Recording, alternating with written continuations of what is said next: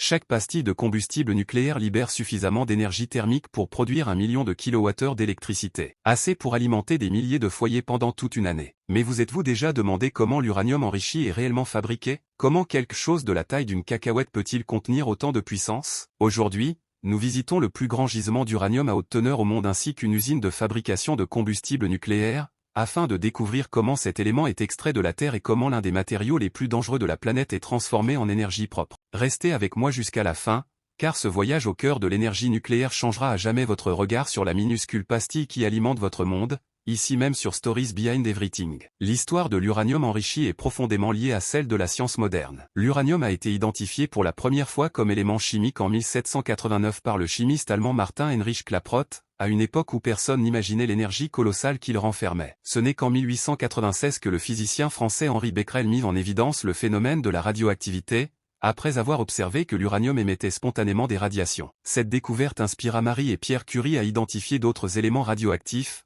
dont le radium et le polonium. En 1932, James Chadwick découvrit le neutron, la particule subatomique qui allait devenir la clé de la fission nucléaire. Quelques années plus tard, en 1938, les chimistes allemands Otto Hahn et Fritz Strassmann démontrèrent que l'uranium-235, un isotope rare présent dans l'uranium naturel, pouvait être scindé lorsqu'il était frappé par des neutrons, libérant alors une quantité d'énergie gigantesque. L'uranium naturel est composé à 99,3% des uranium-238, qui ne se fissurent pas facilement, et seulement 0,7% des uranium-235, l'isotope capable d'entretenir une réaction en chaîne. Le processus visant à augmenter artificiellement cette proportion est appelé enrichissement. Pendant la Seconde Guerre mondiale, les États-Unis réunirent les plus grands esprits scientifiques de l'époque dans le cadre du projet Manhattan, dirigé par des figures comme Enrico Fermi et Robert Oppenheimer. Ils mirent au point et perfectionnèrent des techniques d'enrichissement utilisant la diffusion gazeuse et des centrifugeuses à très haute vitesse, capables de séparer les isotopes en raison de leur différence de masse infime. L'issue la plus dramatique de ces travaux fut la bombe atomique Little Boy,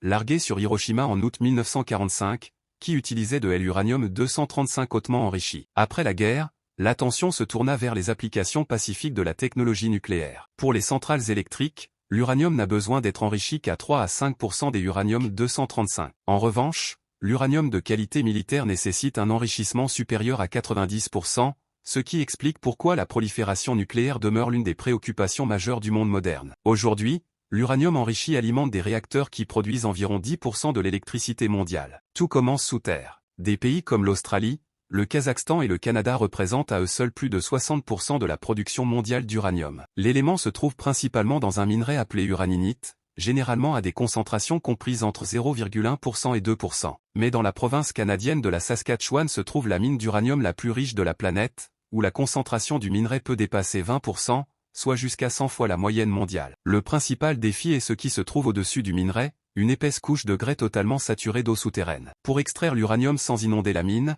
les ingénieurs utilisent une technique appelée congélation artificielle du sol. Des forêts à pointe en carbure de tungstène percent la roche afin d'installer un réseau de tuyaux de refroidissement transportant une saumure de chlorure de calcium refroidi à -22 degrés Fahrenheit, -30 degrés Celsius. Ce liquide glacé fige l'eau emprisonnée dans les pores du grès, créant une barrière gelée imperméable qui isole le minerai et rend son extraction possible en toute sécurité. Chaque tuyau peut nécessiter jusqu'à 8 jours d'installation, et l'ensemble du système en compte environ 200. L'extraction débute par un trou pilote étroit qui guide les équipements de forage plus importants jusqu'au corps minéralisé. Un forêt élargisseur agrandit ensuite le puits et fragmente le minerai, envoyant les roches brisées dans des chambres de collecte situées en dessous. L'ensemble du processus est contrôlé à distance, protégeant les travailleurs à la fois des risques d'effondrement et de l'exposition radioactive. La mine est continuellement ventilée, l'air frais étant renouvelé toutes les 20 minutes. Une fois remonté à la surface, le minerai passe par un scanner de radioactivité qui confirme une teneur en uranium généralement comprise entre 15% et 18%, ce qui est considéré comme exceptionnellement élevé. Le minerai est ensuite concassé, broyé en sable fin, mélangé à de l'eau pour former une boue, puis pompé vers la surface. Des camions spécialisés transportent ce mélange jusqu'à une usine de traitement située à environ 80 km. À l'usine, la boue est traitée à l'acide, qui dissout sélectivement l'uranium tandis que les autres minéraux se déposent au fond des cuves. La solution contenant l'uranium est ensuite extraite, purifiée par une série de réactions chimiques, puis chauffée à 1560 degrés Fahrenheit, environ 850 degrés Celsius.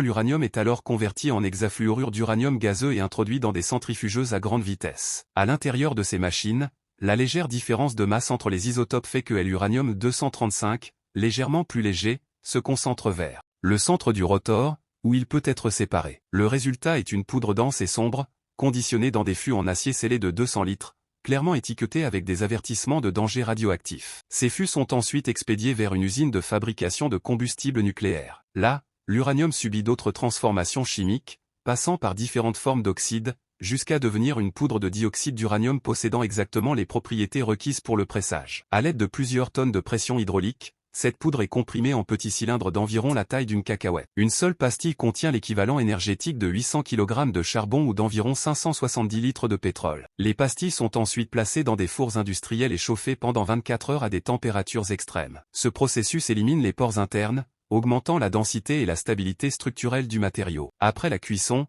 des bras robotisés empilent 30 pastilles à l'intérieur de tubes en zirconium, un métal extrêmement résistant à la chaleur et à la corrosion, et surtout capable de laisser passer les neutrons durant la réaction de fission. Les extrémités des tubes sont soudées automatiquement pour former des barres de combustible. 37 barres sont ensuite assemblées en un assemblage de combustible structuré, qui est pesé avec une grande précision afin de vérifier la quantité exacte d'uranium. Avant leur chargement dans un réacteur, la radioactivité émise par ces assemblages est suffisamment faible pour que des travailleurs équipés de protections appropriées puissent les manipuler en toute sécurité. Une fois livrés à la centrale nucléaire, les assemblages sont chargés dans le cœur du réacteur, qui peut contenir jusqu'à 5760 barres réparties dans 480 canaux de combustible. La fission débute lorsque des neutrons percutent les atomes des uranium-235, les scins délibèrent à la fois de l'énergie, et d'autres neutrons, lesquels frappent à leur tour d'autres atomes. Cette réaction en chaîne auto-entretenue génère une chaleur immense, soigneusement régulée par des systèmes de sécurité automatisés. Le réacteur est enfermé dans des parois de béton armées de près de 2 mètres d'épaisseur et est conçu pour s'arrêter automatiquement si la température ou la pression atteignent des seuils critiques. La chaleur produite transforme l'eau en vapeur,